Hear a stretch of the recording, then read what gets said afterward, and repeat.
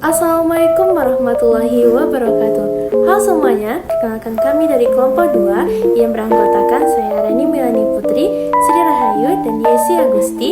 Baiklah, kami akan menjelaskan materi tentang akuntansi keuangan dan standar akuntansi dalam mata kuliah Akuntansi Keuangan Menengah 1 dengan dosen pengampu Ibu Elvina Yenti, SE, MSI, AKSI, dan Ibu Atika Amor, SE, MSI, dari kelas 23 Aksya C, Program Studi Akuntansi Syariah, Fakultas Ekonomi dan Bisnis Islam UIN Mahmud Yunus Batu Sangkar. Kerangka dasar penyajian dan penyusunan laporan keuangan. Kerangka dasar penyajian dan penyusunan laporan keuangan atau biasa disebut dengan kerangka konseptual adalah konsep-konsep yang menjadi dasar penyusunan dan penyajian laporan keuangan untuk tujuan umum.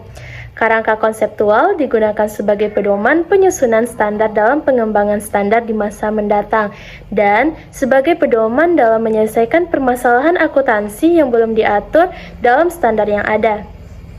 Tujuan dasar kerangka dasar ini adalah untuk digunakan sebagai acuan bagi yang pertama, penyusun standar akuntansi dan dalam pelaksanaan tugas. Yang kedua, yaitunya penyusunan laporan keuangan untuk menanggulangi masalah akuntansi yang belum diatur dalam standar akuntansi keuangan. Yang ketiga, untuk pihak auditor dalam memberikan pendapat mengenai apakah laporan keuangan disusun sesuai dengan prinsip-prinsip yang berlaku. Dan yang keempat, yaitu peran pemakai laporan keuangan dalam menafsirkan informasi yang disajikan dalam laporan keuangan yang disusun sesuai dengan standar akuntansi syariah. Sedangkan tujuan laporan keuangan menurut PSAK 2017 adalah menyediakan informasi mengenai posisi keuangan, kinerja, dan arus entitas yang bermanfaat bagi sebagian besar pengguna laporan keuangan dalam mengambil keputusan ekonomi. Informasi yang relevan akan bermanfaat bagi para pemakai apabila tersedia tepat waktu sebelum pemakai kehilangan kesempatan atau kemampuan untuk mempengaruhi keputusan yang diambilnya. Laporan keuangan juga menunjukkan hasil pertanggungjawaban manajemen atas penggunaan sumber daya yang dipercaya kepada mereka.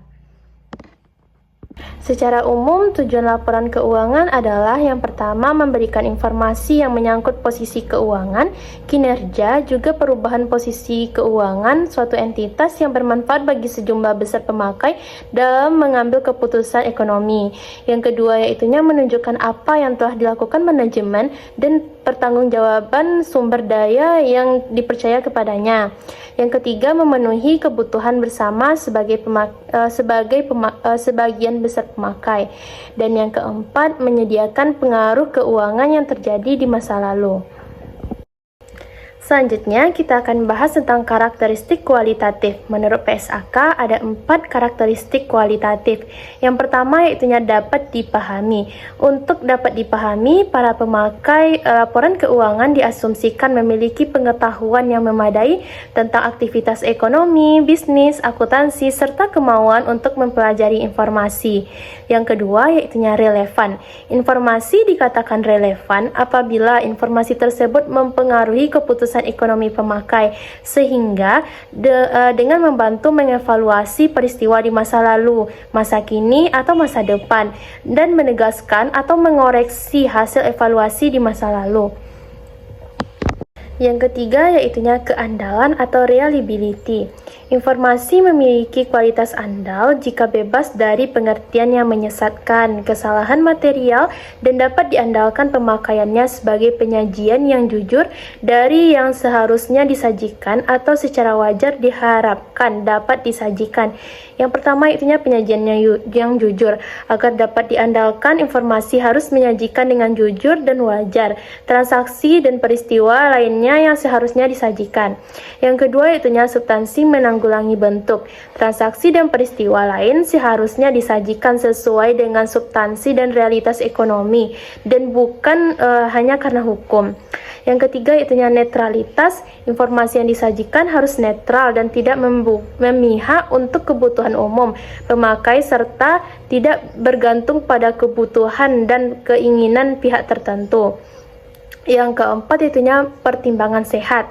Penggunaan pertimbangan sehat tidak memperkirakan pembentukan cadangan tersembunyi, penyisihan berlebihan, dan menetapkan aset atau penghasilan yang lebih rendah atau pencatatan liabilitas atau beban yang lebih tinggi, sehingga laporan keuangan menjadi tak netral sehingga kehilangan keandalannya. Yang kelima yaitunya kelengkapan. Informasi dalam laporan keuangan harus lengkap dalam batasan material dan mempertimbangkan biaya penyusutan.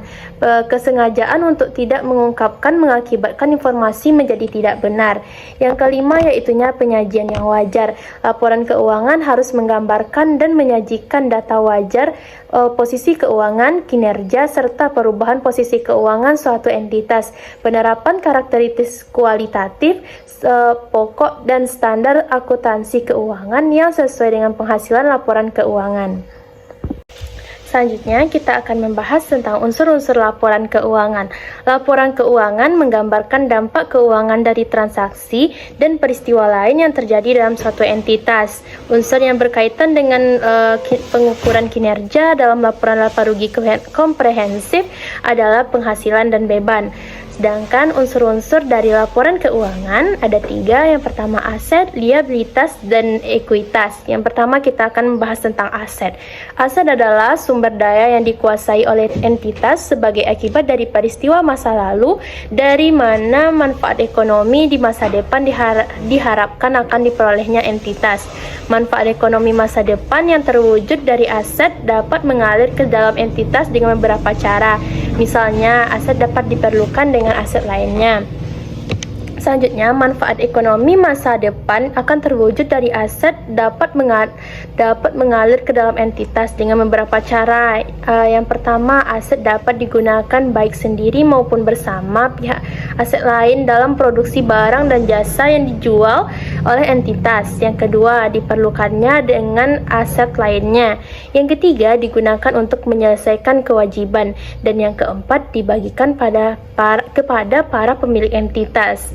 Yang kedua yaitunya liabilitas. Liabilitas adalah utang entitas masa kini yang timbul dari peristiwa masa lalu. Penyelesaiannya diharapkan mengakibatkan arus keluar dari sumber daya entitas yang mengandung manfaat ekonomi. Penyelesaian liabilitas dapat dilakukan dengan pembayaran kas, penyerahan aset lain, dan lain-lainnya. Karakteristik esensial liabilitas adalah bahwa entitas mempunyai kewajiban masa kini, baik karena kontrak yang meningkat, peraturan perundang-undangan, atau praktik bisnis yang lazim. Penyelesaian liabilitas dapat dilakukan dengan pembayaran kas, penyerahan aset lain, pemberian jasa, penggantian liabilitas tersebut dengan liabilitas lain, dan konversi liabilitas menjadi ekuitas. Yang ketiga yaitunya ekuitas. Ekuitas itu adalah hak residu atas aset entitas setelah dikurangi dengan semua liabilitas. Ekuitas dapat dibuat subklarifikasi di dalam neraca. Misalnya, untuk perseroan terbatas diklarifikasikan sebagai setoran modal, saldo laba, dan percadangan saldo laba. Unsur laporan keuangan yang kedua adalah kinerja. Kinerja dapat dilihat dari laba yang merupakan sejumlah yang dapat dikembalikan entitas kepada investornya, namun tetap mempertahankan tingkat kesejahteraan entitas yang bersangkutan. Unsur pendapatan dan beban dapat didefinisikan sebagai berikut. Pendapatan adalah kenaikan manfaat ekonomi selama suatu periode akuntansi dalam bentuk pemasukan atau penambahan aset atau penurunan liabilitas yang mengakibatkan kenaikan ekuitas yang tidak berasal dari kontribusi penanaman modal. Keuntungan biasa disajikan sebesar nilai neto setelah dikurangi dengan beban. Yang kedua yaitunya beban. Beban adalah penurunan manfaat ekonomi selama satu periode akuntansi dalam bentuk arus kas keluar atau berkurangnya aset atau terjadinya liabilitas yang mengakibatkan penurunan ekuitas yang tidak menyangkut pembagian pada penanaman modal.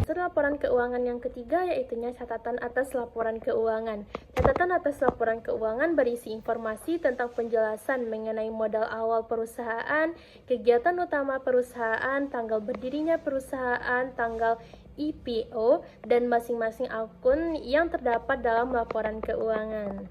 Materi selanjutnya adalah pengakuan unsur laporan keuangan.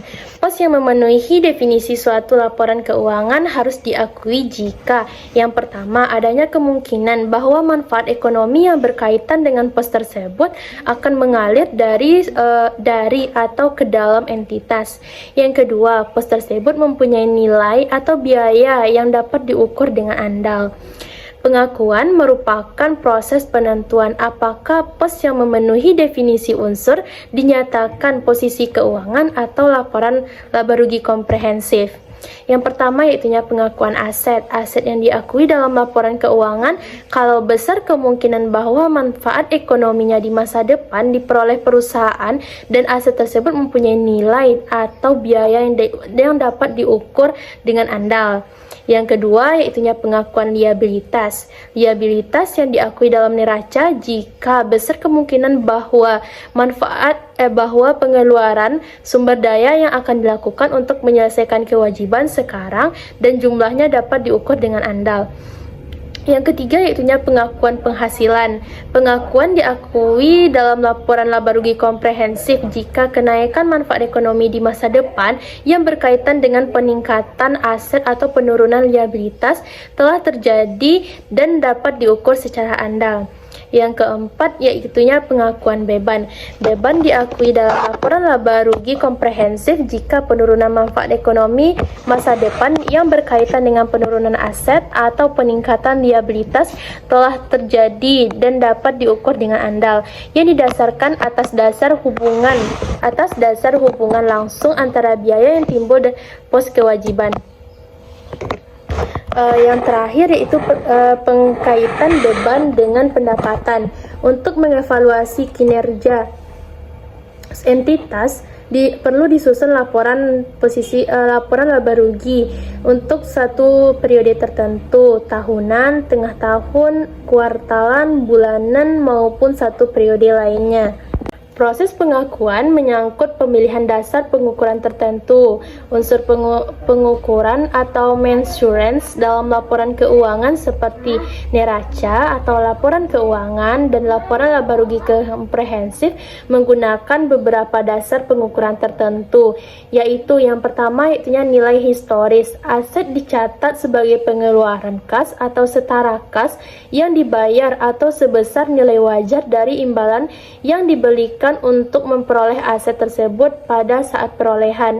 Yang kedua yaitunya biaya terkini. Liabilitas dinyatakan dalam kas atau setara kas yang tidak didiskon atau undiskon yang mungkin akan diperlukannya untuk menyelesaikan kewajiban atau obligation sekarang. Yang ketiga yaitunya nilai realitas atau penyelesaian. Realitas dinyatakan sebagai nilai penyelesaian yaitu jika jumlah kas setara yang tidak didiskon yang diharapkan akan dibayarkan untuk memenuhi kewajiban dalam pelaksanaan usaha normal. Yang keempat yaitunya nilai sekarang. Liabilitas dinyatakan sebesar arus kas keluar bersih di masa depan yang didiskon ke nilai sekarang yang diharapkan akan diperlukan untuk menyelesaikan kewajiban dalam pelaksanaan usaha normal. Dan yang terakhir yaitunya nilai wajar. Perkembangan standar akuntansi keuangan berbasis IFRS terakhir telah memperkenalkan konsep nilai wajar. Selanjutnya, kita akan membahas tentang konsep modal dan pemeliharaan modal. Menurut konsep modal keuangan, modal adalah aset neto atau ekuitas entitas, yaitu uang atau daya beli yang diinvestasikan. Menurut konsep modal fisik, modal dipandang sebagai kapasitas produktif suatu entitas yang didasarkan pada hasil output per hari atau kemampuan untuk berproduksi. Pemilihan konsep modal didasarkan pada kebutuhan pemakaian laporan keuangan.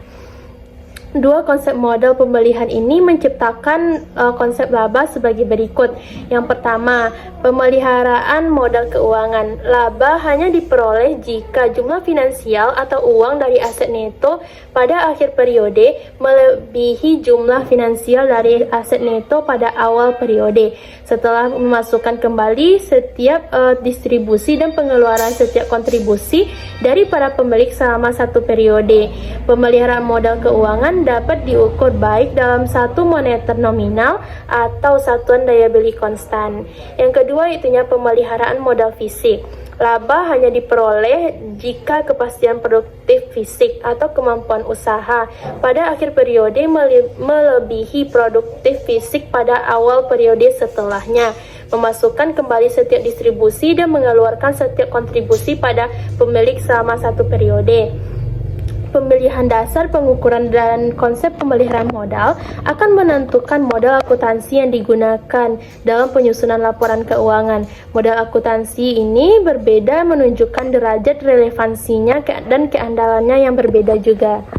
B. Kerangka menurut US GAAP. Kerangka konseptual menurut US GAAP sedikit berbeda dengan kerangka konseptual di Indonesia yang mengakomodasi penuh dari IFRS, namun secara konsep mendasar relatif sama, misalnya dari isi dan komponen. Kerangka konseptual ini diatur dalam Statement of Financial Accounting (CONCAP). Tujuan laporan keuangan menurut kerangka konseptual US GAAP tidak berbeda dengan kerangka konseptual menurut IFRS, yaitu memberikan informasi untuk pengambilan keputusan. Karakteristik kualitatif terdiri atas karakteristik primer dan sekunder. 1. Karakter primer terdiri atas relevan yang andal. Informasi yang relevan adalah informasi yang dapat memberikan perbedaan hasil keputusan. Agar relevan, informasi harus memiliki nilai dedikasi, nilai feedback, dan nilai tepat waktu. 2. Karakter sekunder terdiri atas dapat dibandingkan dan konsisten. Untuk membandingkan laporan keuangan harus disajikan secara sama. Entitas yang perbedaan dan kebijakan akuntansi diterapkan secara konsisten dan satu periode berikutnya. Unsur-unsur laporan yaitu 1. Aset.